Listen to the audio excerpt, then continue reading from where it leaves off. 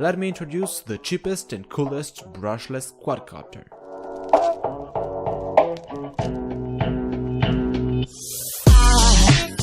Hello, I'm Paul Archer from dronesbuyer.com and I'm happy to introduce the new Bugs 3 from MJX. The first impression is a great one, as the drone looks professional and well built. The lights are also bright and it features a very powerful LED in front, which would make it an amazing cave explorer. You could say this is a multi-purpose drone for a great price, which is a combination that cannot be simply ignored.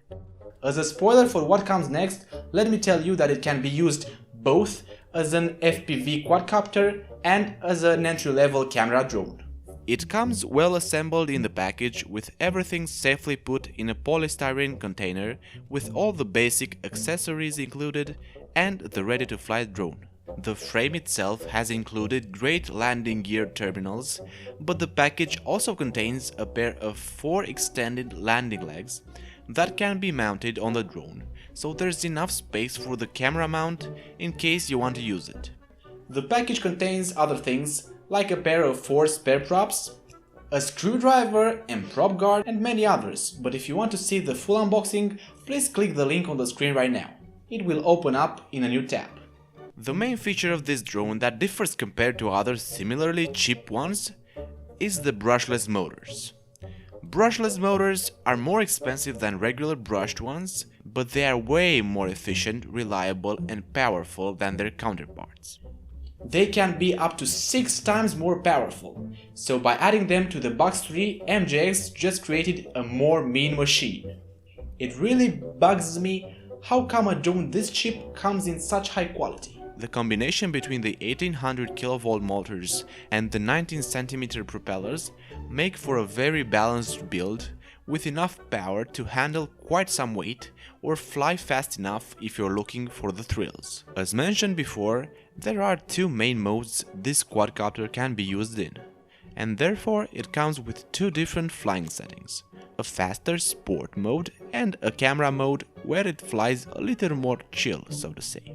The nighttime flight is very entertaining as the lights are easy to see and bright enough to make it look like an alien UFO. As it can also do automatic flips by the press of a button, these are way easier to do than manual ones, yet still they are pretty fun and tight enough to look impressive. It can even do flips and barrel rolls with the camera on, although I wouldn't recommend doing that if it's a more expensive GoPro or if you're not Dan Bilzerian. Thanks to the power of brushless motors, this quadcopter can easily carry a GoPro Hero 3 or Hero 4. I'm not sure about Hero 5 as it's a little bit bigger, and many other like the SJ4000, the Xiaomi, and so on. When it comes to video quality outside of what the camera can handle, we have to consider video stability and gimbal. Unfortunately, it does not have a gimbal, but nobody would have expected it anyway at this price range. It comes instead with a camera mount that's pretty sturdy and does surprisingly well. There's not much jelly, and I must say I got some really great shots for something that isn't mechanically stabilized while flying. Even so, you can stabilize the video in post-processing, add some background music, and the result should be something like this. Also, keep in mind that my camera is pretty low quality.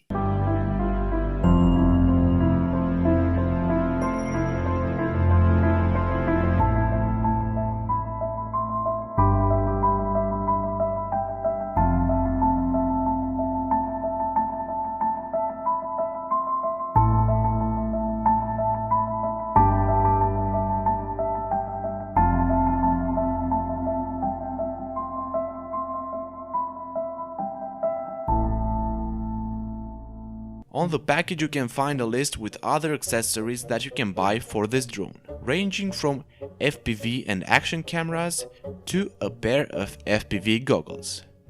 Attaching the optional 5.8 GHz FPV camera module to the drone and getting a 5.8 GHz FPV monitor or headset can make for some amazing FPV experience, for as cheap as it gets. I recommend this build for anyone looking to get into racing, but who's still testing the waters. You can also mount a small profile camera like a Mobius or any other keychain camera you want, so you won't need to mount the bigger landing legs and only use the ones incorporated under the motors.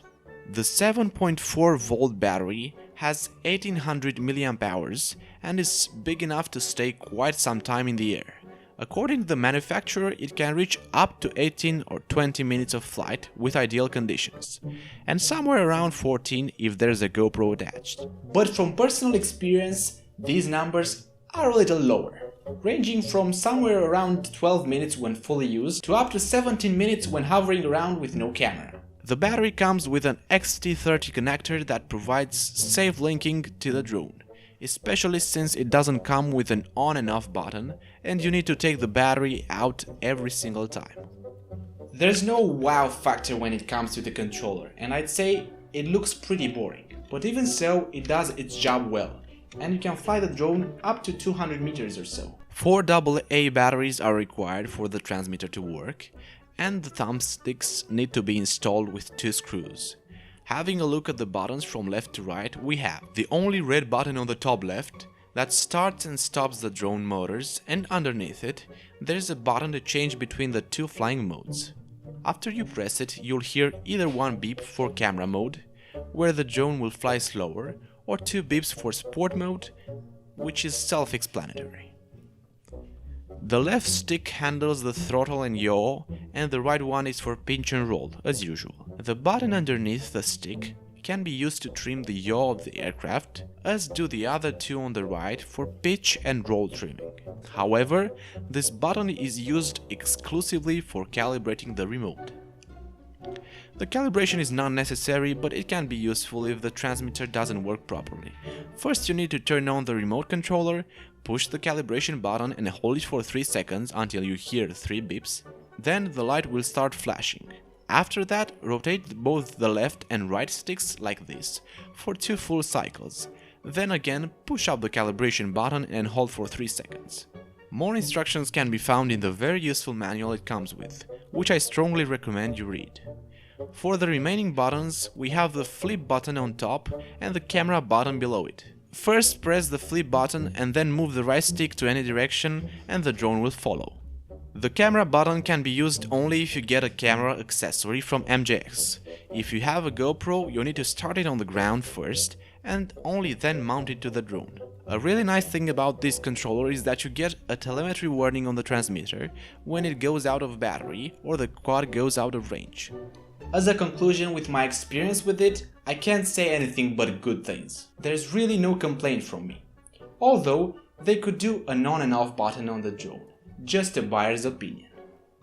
If you'd have to buy it for something, get it for the brushless motors and the really good battery life. Either if you want to fly it for fun in sport mode and do flips all day, or use it with a camera attached, it is very versatile and I strongly recommend it for anyone. You could buy a Phantom 4 or an expensive racing quadcopter, but let's be honest, for this price there is really no contestant. If you're as excited as I am about this new drone, you can click the link in the description and check the current prices and maybe even buy it. Don't forget to subscribe for more and comment down below if you have any questions.